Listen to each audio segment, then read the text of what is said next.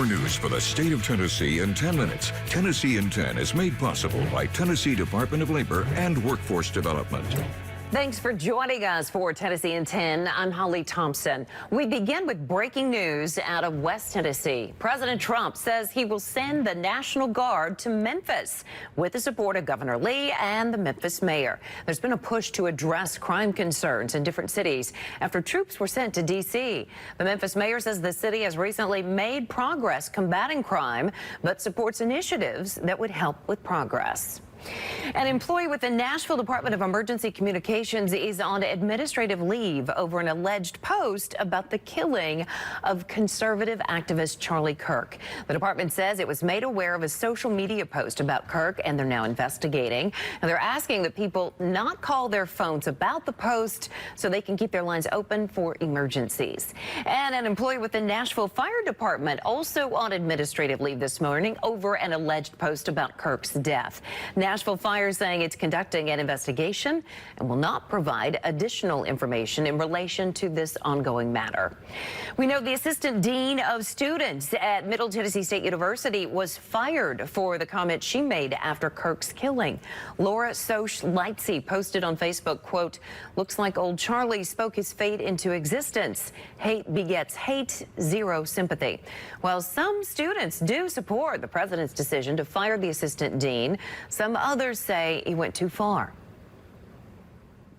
Saying that you have a lack of sympathy for something as horrible that what happened yesterday is just cold and heartless. I think it was the right move given her position. If she said it to her students, that would be a different story entirely, but it was off of her office hours on her personal account, and it's her personal thoughts, and I don't think that the school has any business policing that sort of thing.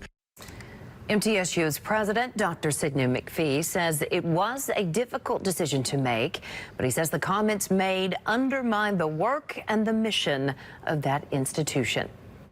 It has caused and had the potential of causing significant reputational damage to the university and having really an adverse effect on the credibility of our institution.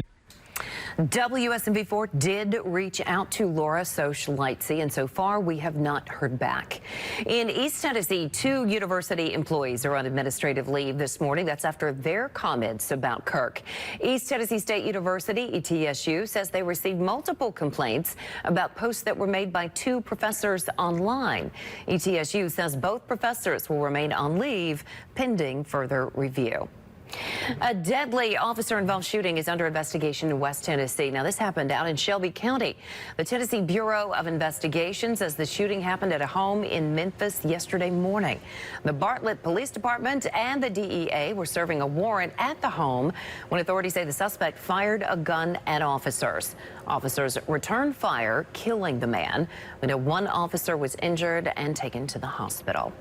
All right, talking about somewhat of a heat wave. Checking in with First Alert meteorologist Stefano DiPietro has the information, what we need to know. Hey, Stefano. Hey, Holly. We are so close to the start of fall, just 10 days away, but it's feeling like July when you step out the doors. We climb our way into the 90s over the next 7 days at the very least. Remember, this will probably continue all the way through next weekend as well. This weekend coming up is in pretty good shape for us. Good sunshine all day today with just a few fair weather clouds mixing in. We're dry tonight into our day tomorrow, and things are looking good throughout our Saturday. A few more clouds in West Tennessee, but everyone pretty much dry. I would watch for an isolated shower on Sunday, though I really wouldn't get too concerned about it. We just need to watch out with a little surge of energy coming in from our north, but because the air is going to be drier, it's not that big of a concern. Even if you get a shower Sunday morning, it's gone by the afternoon. And good sun through our Sunday as well. Weekend is in great shape overall. It's the hottest it's been in quite a while, though. We're in the 90s Saturday and Sunday. Sunday looks to be the better day that most of the state will be in the low to the mid 90s. Weekend outdoor activities looking good to go. All right, Stephanie. Well, a new deal with federal immigration enforcement is getting some pushback in Rutherford County.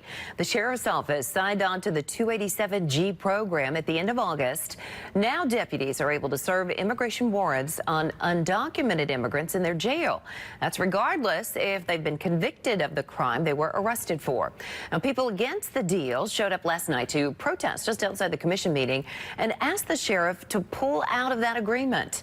One woman says immigrants in the community have been living in fear since May. She worries the new agreement will make it worse. But supporters say it's a good idea.